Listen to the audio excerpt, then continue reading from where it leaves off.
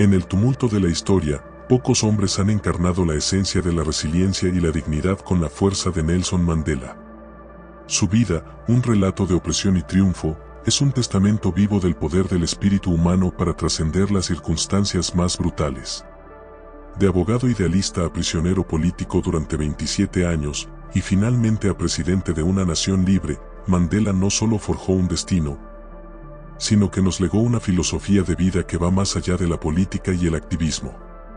En tiempos de división, injusticia e incertidumbre, sus lecciones no son solo historias del pasado, sino un faro que ilumina el camino hacia una fortaleza interior inquebrantable.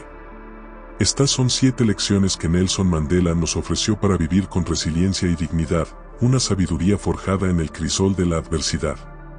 Número 1. El liderazgo comienza en la cueva de la soledad. La primera y más profunda lección que Nelson Mandela nos legó es que el verdadero liderazgo no se forja en el aplauso de la multitud, sino en la cueva de la soledad.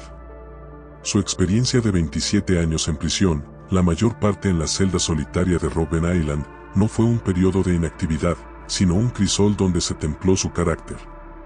Fue en ese aislamiento forzado, despojado de todo poder externo, donde tuvo que confrontar a su yo más profundo, sus miedos, sus debilidades y sus motivaciones. Allí, sin el ruido del mundo, encontró la claridad de propósito que lo convertiría en el líder que su pueblo necesitaba. El liderazgo moderno a menudo se asocia con la visibilidad, la oratoria y el poder. Mandela nos enseña que estas son meras herramientas. La esencia del liderazgo reside en la fortaleza del espíritu, en una convicción interna que no depende de la validación externa. En su pequeña celda, sin contacto con el mundo, Mandela no dejó de ser líder. Se convirtió en el líder de sí mismo, dominando su mente y sus emociones, rechazando el resentimiento y el odio que habrían devorado a un hombre menor. En ese silencio, se convirtió en el maestro de su propio universo interior, el único reino que realmente podía gobernar. Esta lección es incómoda porque nos obliga a confrontar nuestro propio miedo a la soledad. Huimos del silencio, llenando cada momento con distracciones, porque tememos lo que podríamos encontrar en nuestra propia mente. El sobrepensamiento, la ansiedad y el vacío existencial a menudo florecen en la ausencia de la soledad reflexiva. Mandela nos muestra que el silencio no es un vacío que debe ser llenado, sino un espacio sagrado para el crecimiento, la introspección y la purificación del alma. La soledad de Mandela le ofreció el tiempo y el espacio para reflexionar sobre la historia, sobre la filosofía y sobre la naturaleza humana. No solo se mantuvo firme en sus principios, sino que los profundizó. Fue en ese aislamiento donde leyó las obras de sus opresores, aprendió sus lenguajes y comprendió sus motivaciones. Este acto de profunda empatía, forjado en la soledad, se convertiría en el arma más poderosa de su liderazgo, permitiéndole negociar con sus enemigos sin odio y con una visión de reconciliación. El liderazgo, nos enseña Mandela, es una responsabilidad solitaria. Las decisiones más difíciles se toman en el silencio del alma, sin el aplauso de la multitud. La capacidad de un líder para mantener la compostura, la claridad de propósito y la esperanza, incluso cuando está solo en el fondo de un pozo, es lo que lo hace inquebrantable. Es un secreto que transforma la soledad de una carga en una fuente de fuerza, permitiéndonos emerger de cualquier adversidad con una sabiduría que solo la introspección puede otorgar. Número 2. El odio es una prisión para quien lo siente. La segunda lección de Nelson Mandela, y quizás la más poderosa y transformadora, es que el odio es una prisión para quien lo siente. Después de casi 3 décadas de encarcelamiento, de ser objeto de un sistema brutal y racista, lo que más sorprende de Mandela no es su supervivencia, sino su falta de resentimiento. Él comprendió que el odio, el rencor y la sed de venganza no solo son corrosivos para el alma, sino que también son cadenas que te impiden avanzar. El odio es una cárcel autoimpuesta. Te encierra en el pasado, te define por tus heridas y te consume en un ciclo interminable de dolor y amargura. Mandela entendió que el apartheid no solo oprimía a los negros de Sudáfrica, sino que también esclavizaba a los blancos a sus propios prejuicios y miedos. El odio era la verdadera cadena, la que aprisionaba a ambos lados del conflicto. Su visión no era solo la de liberar a su pueblo, sino de liberar a toda la nación del veneno del odio. Esta lección es incómoda porque desafía nuestra tendencia natural a buscar la retribución. Se nos enseña a ser justos, a defender nuestros derechos, a castigar a los culpables. Mandela nos muestra que hay una forma de justicia superior, la justicia que se construye sobre la reconciliación, no sobre la venganza. Él no perdonó a sus opresores por ellos, sino por él mismo, por su propia libertad. El perdón fue el acto final de liberación, la llave que abrió la puerta de su propia celda mental. Pensemos en el momento en que Mandela asumió la presidencia de Sudáfrica. En lugar de buscar venganza contra aquellos que lo encarcelaron, abrazó a sus antiguos captores, a sus guardias de prisión, y trabajó incansablemente por una nación arcoíris donde blancos y negros pudieran vivir en paz. Este acto de magnanimidad, forjado en la ausencia de odio, no solo curó a una nación herida, sino que nos ofreció un mapa para la resolución de conflictos en todo el mundo. El odio destruye el futuro. Te ancla en el pasado, impidiéndote ver las posibilidades de un nuevo comienzo. La falta de odio, en cambio, abre la puerta a la empatía, a la comprensión y a la posibilidad de construir algo nuevo y mejor. Mandela nos enseñó que la verdadera fuerza no es la capacidad de odiar con fervor, sino la capacidad de perdonar con un corazón abierto. Es la victoria del espíritu sobre el impulso más oscuro de la naturaleza humana. Este secreto que transforma el dolor en sabiduría es el más difícil de aprender. Exige una profunda fortaleza interior, la capacidad de soltar el pasado y de mirar al futuro con una visión de esperanza. Mandela nos demostró que, al perdonar a quienes nos han herido, no solo los liberamos, sino que nos liberamos a nosotros mismos de la carga más pesada de todas. Número 3. La resiliencia no es la ausencia de caídas, sino la constancia de levantarse. La tercera lección de Nelson Mandela, que resuena con la fuerza de un roble milenario, es que la resiliencia no es la ausencia de caídas, sino la constancia de levantarse. Su vida no fue una línea recta de ascenso, sino una odisea de reveses, de fracasos y de momentos de desesperación. Fue encarcelado, su causa parecía perdida en innumerables ocasiones, y su pueblo sufrió un dolor indescriptible. Pero en cada caída, Mandela se levantó, aprendió, se adaptó y continuó su marcha. La cultura moderna nos ha vendido la idea de que la vida debe ser fácil, que el éxito es un camino sin obstáculos. El fracaso es a menudo estigmatizado como una debilidad. Mandela, en cambio, nos muestra que la resiliencia es el verdadero músculo del alma. Se forja en el crisol de la derrota, en la perseverancia de la voluntad. Cada revés, para él, no era el fin del camino, sino un maestro, una oportunidad para reevaluar la estrategia y para fortalecer la determinación.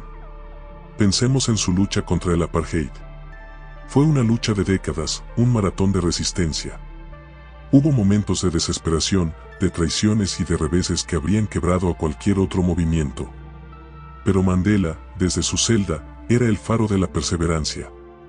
Él entendió que la victoria final no dependía de una sola batalla, sino de la capacidad de su pueblo para seguir luchando, para levantarse después de cada caída, para mantener la esperanza incluso en la oscuridad más profunda.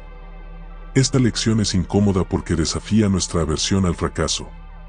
Nos obliga a confrontar nuestros propios errores, a aceptar la responsabilidad por ellos y a resistir la tentación de la autocompasión. Es más fácil quejarse de la mala suerte que analizar objetivamente nuestros errores y volver a intentarlo con una determinación renovada. La resiliencia de Mandela no era un optimismo ingenuo, era una disciplina activa.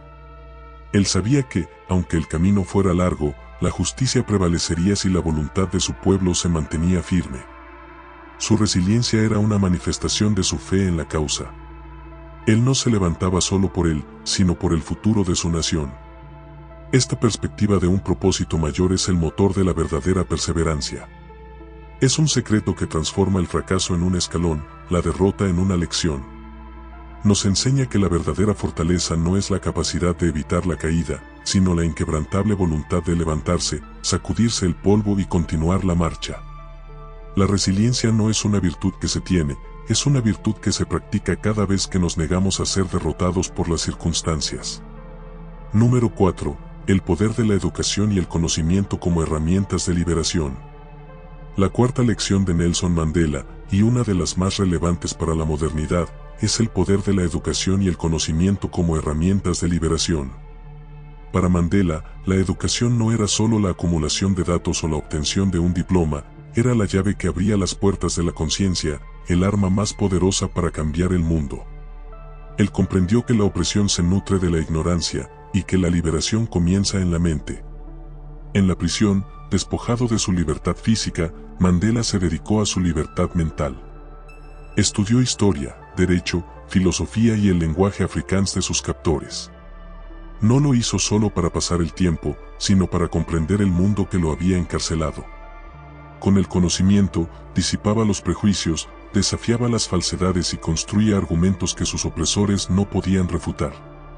Se convirtió en un erudito en la prisión, un líder intelectual que inspiró a otros prisioneros a hacer lo mismo. Esta lección es incómoda porque nos obliga a confrontar nuestra propia complacencia intelectual. En un mundo donde la información es abundante, a menudo nos volvemos pasivos, consumiendo en lugar de aprender, opinando en lugar de comprender. Mandela nos enseña que el conocimiento es un acto de empoderamiento, una disciplina que nos permite ver más allá de la superficie, a las causas profundas de los problemas. El poder de la educación, nos muestra Mandela, no es solo personal, sino comunitario. Él y sus compañeros de prisión crearon una universidad en la isla de Robben, enseñándose unos a otros. Entendieron que la educación de una sola persona era la liberación de un alma, pero la educación de una comunidad era la liberación de una nación. La ignorancia era el enemigo, y el conocimiento, la luz que disipaba las sombras de la opresión. Es un secreto que transforma la pasividad en acción. Mandela nos enseña que no podemos cambiar lo que no entendemos. El conocimiento nos da la claridad para identificar la injusticia, la sabiduría para planificar la resistencia y la paciencia para ejecutarla. Es el arma más poderosa contra cualquier tiranía, interna o externa. Al educarnos, no solo nos liberamos a nosotros mismos, sino que nos convertimos en catalizadores para la libertad de los demás. La educación es el primer paso hacia una vida vivida con propósito, con conciencia y con la audacia de la verdad. Número 5. El liderazgo es un acto de servicio, no de poder. La quinta y última lección de Nelson Mandela, que resume toda su filosofía, es que el liderazgo es un acto de servicio, no de poder. La historia nos ha mostrado innumerables líderes que, al alcanzar el poder, se corrompen y se vuelven tiranos. Mandela, en cambio, al salir de la cárcel y asumir la presidencia, no buscó la venganza o la acumulación de poder. Buscó el servicio, la reconciliación y la curación de una nación herida. El liderazgo, para Mandela, no era un privilegio, sino una responsabilidad, una carga que se asume con humildad y con un profundo sentido del deber. Él no se veía a sí mismo como el amo de su pueblo, sino como su servidor. Su visión no era la de un imperio, sino la de una comunidad de iguales. Él entendió que el verdadero poder no reside en la capacidad de forzar a otros, sino en la capacidad de inspirar a otros a ser la mejor versión de sí mismos. Esta lección es incómoda porque desafía nuestra concepción moderna del poder, que a menudo está ligada a la jerarquía, a la dominación y a la autoglorificación. Nos obliga a confrontar la tentación del ego y del narcisismo que acechan a todo líder. Es más fácil dar órdenes que servir, imponer que inspirar, dominar que guiar. Pensemos en su trabajo en la Comisión de la Verdad y la Reconciliación. En lugar de juzgar y castigar a sus opresores, él optó por un camino de verdad y reconciliación, un camino que honraba a las víctimas, perdonaba a los culpables y sanaba a la nación. Este acto de servicio, que exigía una humildad y una valentía extraordinarias, fue su mayor legado. Él entendió que la verdadera victoria no era la derrota del enemigo, sino la victoria de la humanidad. El liderazgo de Mandela se basaba en la empatía, en la capacidad de ver la humanidad en el otro, incluso en el adversario. Se basaba en el sacrificio personal, en poner el bienestar de su pueblo por encima de sus propias ambiciones o resentimientos. Su liderazgo no era un puesto, sino una vocación, un acto de amor por su nación. Es un secreto que transforma el poder de una tentación en una oportunidad para el servicio. Mandela nos enseña que la verdadera grandeza no se mide por la altura del pedestal, sino por la profundidad del servicio. Al adoptar esta filosofía, nos convertimos en líderes de nuestras propias vidas, de nuestras familias, de nuestras comunidades, no por la autoridad que tenemos, sino por la sabiduría con la que servimos. Es el camino hacia una vida de significado que trasciende el poder, el estatus y la fama, y que reside en la huella de bien que dejamos en el mundo. Número 6. El poder de los símbolos, la unificación a través de la cultura. La sexta lección de Nelson Mandela, a menudo subestimada, fue su aguda comprensión del poder de los símbolos y la cultura para la unificación de una nación. Mandela no solo lideró una revolución política, sino también una cultural. Él entendió que una nación dividida por el odio y el racismo no podía ser sanada solo por la ley, necesitaba ser unificada por un sentido de identidad y pertenencia compartidos. La cultura es el pegamento de una sociedad. Los símbolos, la música, el deporte, el idioma, tienen el poder de evocar emociones profundas y de construir un sentido de comunidad. En la Sudáfrica del apartheid, estos símbolos eran instrumentos de división. Mandela, con su visión de una nación arcoíris, trabajó incansablemente para encontrar y promover símbolos que pudieran pertenecer a todos, blancos y negros. Pensemos en el momento en que Sudáfrica ganó la Copa Mundial de Rugby en 1995. El rugby era un deporte de blancos, un símbolo del apartheid que los negros despreciaban. En lugar de ignorarlo, Mandela lo abrazó. Usó la camiseta del capitán blanco, François Pienaar, y se unió a la celebración de los Springboks, el equipo nacional. Este acto, que a muchos de sus aliados les pareció una traición, fue un golpe maestro de unificación. Mandela entendió que el deporte podía trascender el odio y unificar a su nación en un solo corazón. Esta lección es incómoda porque nos obliga a confrontar cómo usamos los símbolos. ¿Los usamos para dividir y para señalar ellos contra nosotros? ¿O los usamos para unir y para celebrar nuestra humanidad compartida? La historia nos ha mostrado que el poder de un símbolo para unir es tan grande como su poder para dividir. Mandela nos enseña a ser conscientes del lenguaje que usamos, de los símbolos que promovemos y de las narrativas que construimos. El poder de los símbolos, nos muestra Mandela, no es solo político, sino profundamente espiritual.